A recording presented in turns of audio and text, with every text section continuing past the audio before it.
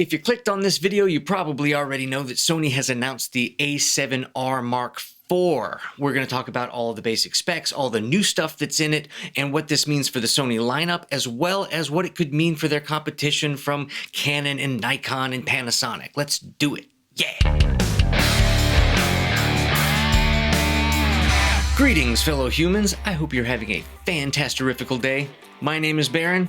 Let's talk about the A7R Mark IV. In the Sony Alpha lineup, the A7R series has historically been the high megapixel version for photographers in the clickety-click, and this is no exception. Sony has packed 61 megapixels onto a full-frame sensor, making it the highest resolution full-frame camera on the market, when it actually is on the market, which is not yet, but it was announced now, so everybody's like, what? And during their press announcement, Sony also made a pretty big deal about the fact that it has an APS-C crop, which is not uncommon in their A7R series with the high megapixel things. They have a crop mode you can get in a little tighter. In this case, you have a 26 megapixel APS-C crop, making it the highest resolution APS-C sensor available as well, even though you get the idea. And of course, because Sony has packed all those megapixels onto the sensor, you've got to make sure you have a really good low light performance, so the sensor is backside illuminated,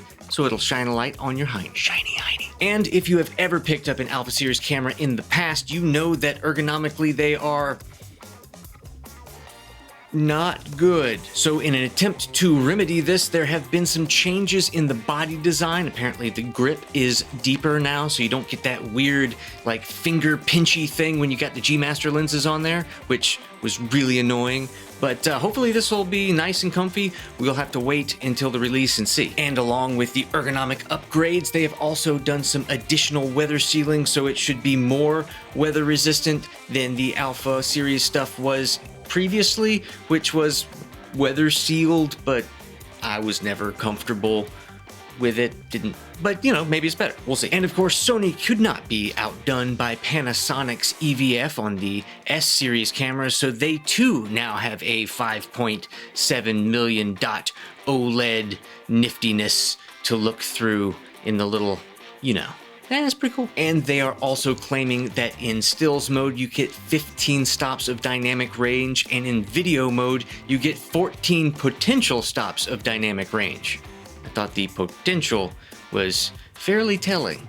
But again, we will see when we can get our hands on it. And one of the more impressive specifications is the ability to shoot 10 frames per second. That's pretty awesome for a high megapixel camera, especially 61 megapixels, 10 frames per second. Apparently up to a 68 frame burst. And in order to achieve that stuff, it means they've got to have some really good buffers inside this camera, which is pretty awesome. And they're also claiming that you can use continuous autofocus while you're doing that crazy burst rate thing with 61 megapixels. That's yeah. Now they've got to be able to transfer those images quickly onto some cards, so that means that you got to have some high-speed cards. They put 2 high-speed card slots in this camera, so it's one up over the Nikon series stuff. But unlike Nikon and Panasonic, they did not opt to use the XQD card style. They have 2 UHS 2 cards, which is, those are plenty fast, but I am surprised that they didn't go the XQD. I mean, Sony actually is the ones that developed XQD, and it's not in their camera.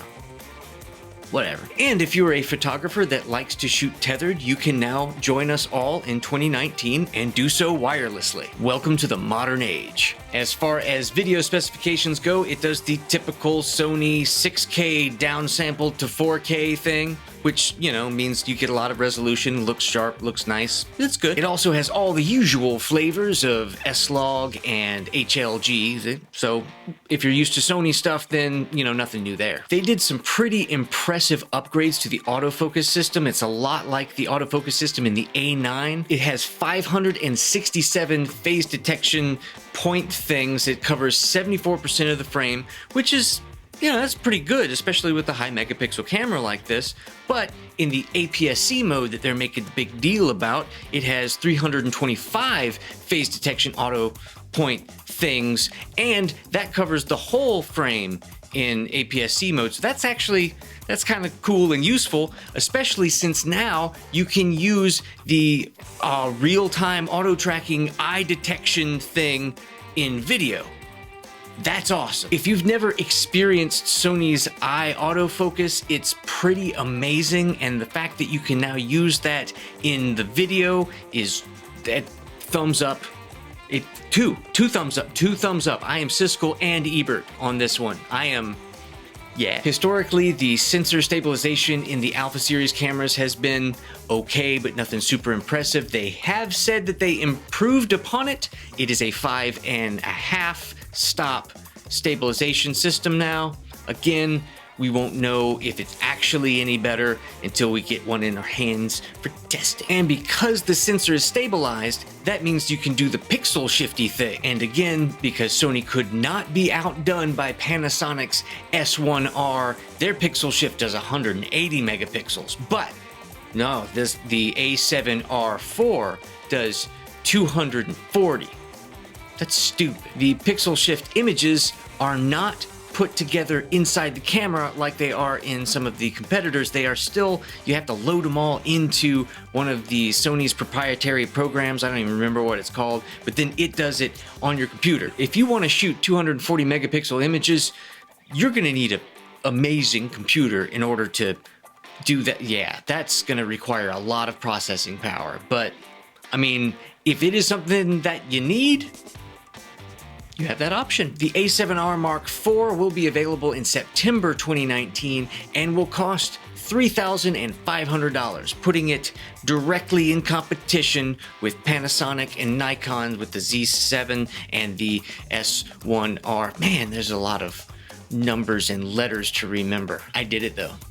I remembered. Sony also announced a $400 vertical grip that will be available at the time of release. That just completely trumps the Z series from Nikon because, you know, they don't have one. Sony has crammed a whole lot of features into this camera that seem to be aimed specifically for wildlife and landscape photographers and videographers. And it seems like this camera would be a great fit with some of the more recently released lenses in the G Master lineup, like that 600mm. I think there was a 400mm as well. So you got some really, really big telephoto things going on, which would be great for wildlife and maybe even sports. With a camera like this going at 10 frames per second, you got lenses, you could probably do that. You'd have a lot of resolution in order to crop in and really, you know, that might actually be useful. There might be some sports photographers out there that would really like shooting with this system. Now, as far as video goes, nothing super new, nothing really exciting, except the fact that you can use the eye autofocus while shooting video. That's actually really cool, but I expect that we're going to see the same functionality in a lower resolution sensor thing, you know, maybe in the A7 IV.